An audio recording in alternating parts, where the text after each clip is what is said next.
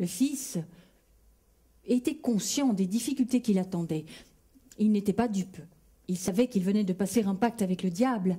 Il savait que le diable n'allait pas rester sans rien faire avec la corde de son père. Mais cela ne lui faisait pas peur.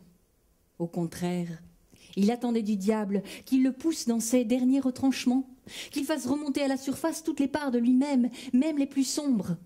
Il voulait connaître toute la vérité. Oh, tout d'un coup, le fils sentit ses intestins se nouer, se tordre, s'étirer en provoquant des douleurs qu'il n'avait jamais connues. C'était sûr, le diable jouait avec la corde. La douleur monta à la tête. 10 000 pensées, toutes plus noires les unes que les autres, s'entrechoquaient dans le crâne du fils.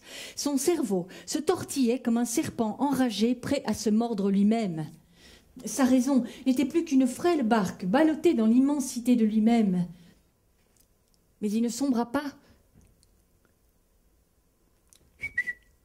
Hé, vas-y, continue, cria-t-il au diable. Alors le diable changea de plan. Après la douleur, le bonheur. Il fit apparaître des mirages de beauté. Et le fils y succomba, pas parce qu'il était faible, mais parce qu'il voulait aller jusqu'au bout de tout ce qui se présenterait à lui. Il sentait bien que la vérité devait se trouver au bout des choses, même si ces choses n'étaient que des mirages. Et il accepta la vie facile qui s'offrit à lui. Il s'y fondit avec une facilité déconcertante.